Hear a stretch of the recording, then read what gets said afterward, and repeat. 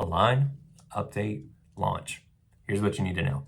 Alignment is essential. We want to align ourselves with where the Spirit of God is moving. We want to align as a team, as a unified body, because we are part of a mission, God's mission, that's far greater than any one of us, but that each of us are invited to partake in.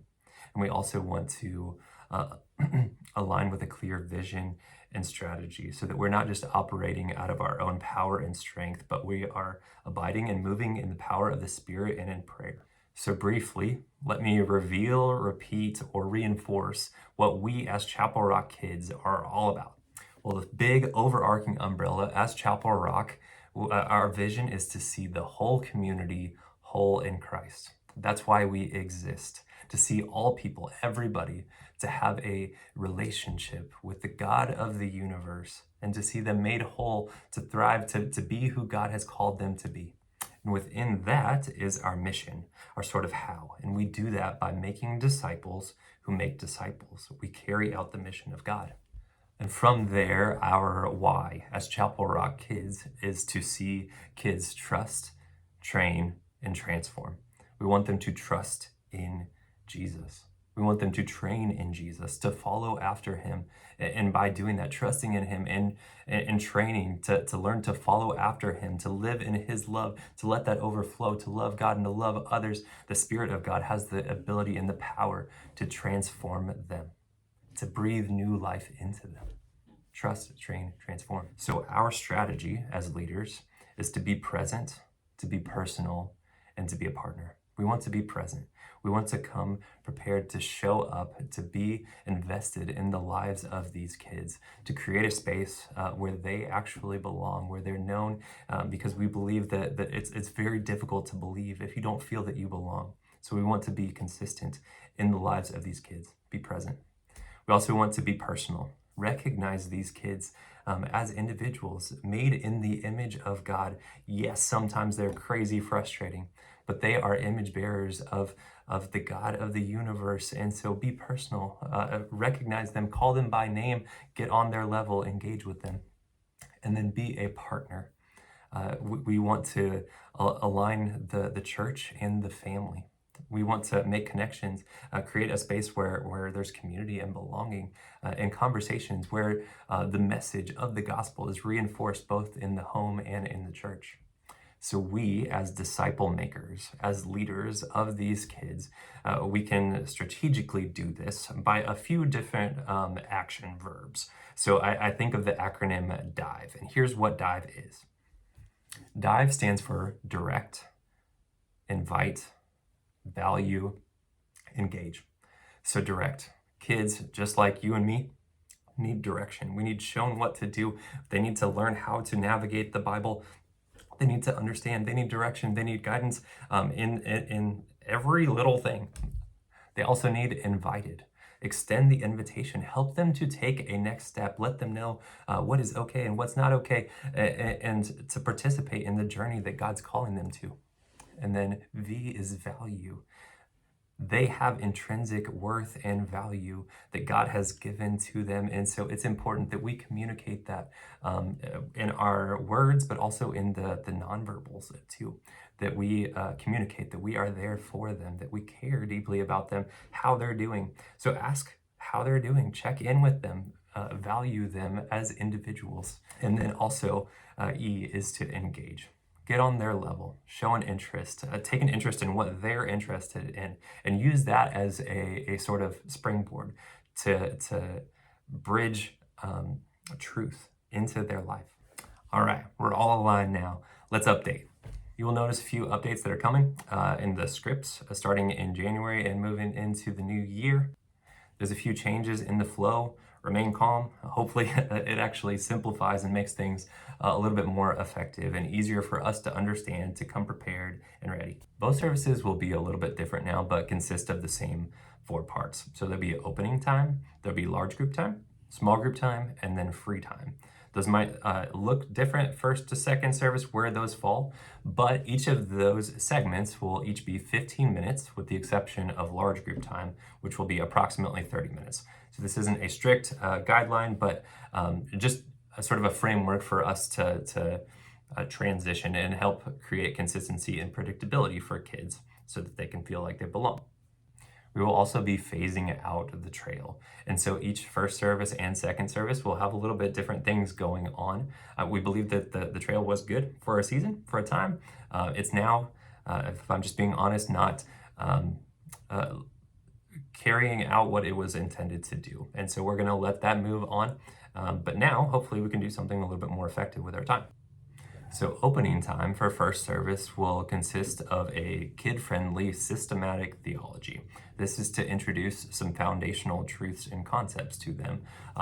This is really, really fun. It's called theology, but it's just a simple little thing that you can do each week to introduce some groundwork for the faith that we uphold, that we believe in as Christians, and then have a little bit of discussion with them in preparation for large group time.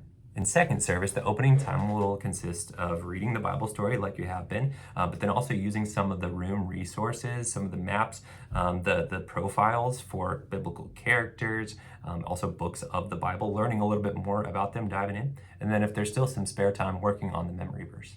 As for large group time, there will no longer be a consistent regular game at the front end of service. We're going to save some of the games and activities more for small group time.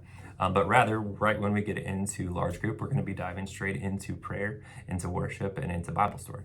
And I'm hoping with the simplicity and conciseness of the programming that this actually creates reproducible opportunities for others to step up and to practice leading as a new form of discipleship and serving.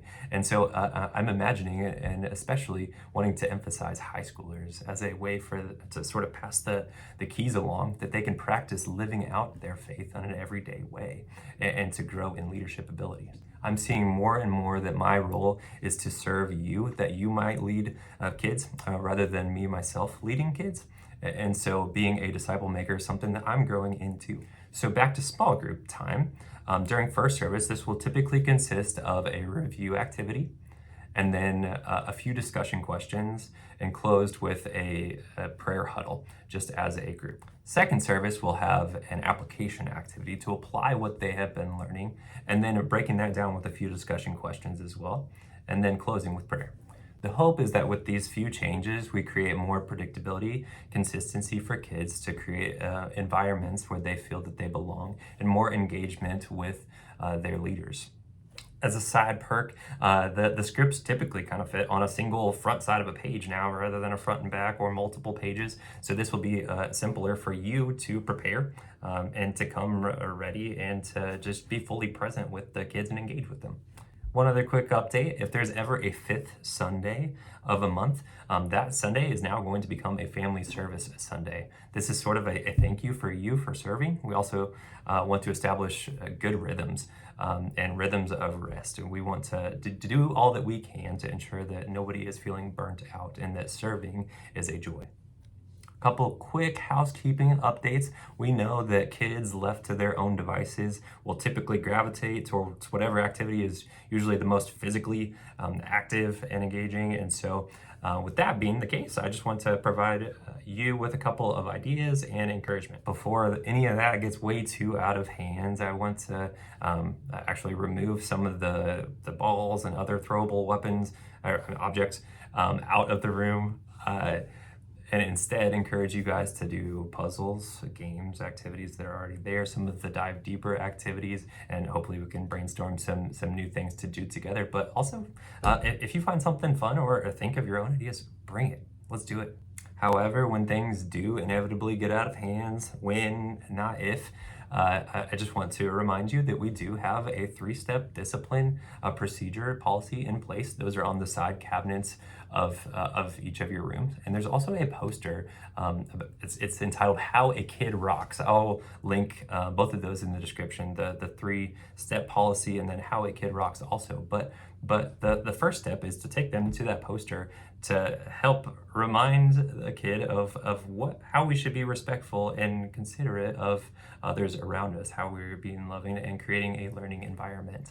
And so have them read something to you from there, or if there's an infraction that they made, have them read it out loud, or you read it to them and have them repeat it so that we know that they know maybe what happened. Also, some of you have specifically been asking about the hot chocolate runs that kids have been making down to the front of the church to get hot chocolate. And so I just made kind of a blanket decision that I think it's probably best that if we, as a team, communicate that they are no longer able to do that except for before church or after church. So this is before first service, they may go get hot chocolate, or after second service, they can get hot chocolate with parental permission, and somebody goes with them. So we're not going to be sending kids to go in between services to go get that. We don't want to encourage any more of that. All right, so that is all the updates. Thank you for listening to all of that. Really quickly, launch, here's what's up and coming. Here's what you need to know. Please mark your calendars. March 1st and 2nd, we've got Superstart.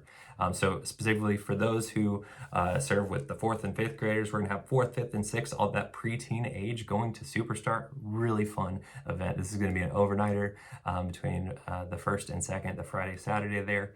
If any of you are able to sign up for that, please do. It's awesome. June 2nd is going to be Promotion Sunday, the very first Sunday in June. All the kids will be bumping up to the next grade. Kindergartners will be coming into our area, so we want to be super welcoming and considerate of them as they come. My daughter's going to be there this year, so excited for that. And then also this summer, June 17th through the 20th, we're going to be doing Camp Kid Jam this year. Still going to be doing Allendale. I'll encourage families to participate in that. But in the last couple of years, we've been sort of hit or miss on having a shared experience as a church with kids doing Allendale. So encourage them to still do that. But we also want to have a shared experience. And so hopefully Camp Kid Jam can provide that for us. Really excited for this new opportunity. If any of you are able to carve out that week, please do so. I'm really excited for that. I'll put some links in the description. Check out what they're all about. But any of these upcoming activities, there's going to be no expense for leaders. So just get signed up. Let me know if you're able to participate. Leave a comment in the comments below. That is plenty for this leaders meeting from my bedroom for the time right now. But I just want you to be deeply encouraged. Know that you are seen. You're valued both by me and by our Heavenly Father. And the work that you are doing for Him is never, ever in vain. So keep fighting the good fight. I love you, and I will see you soon.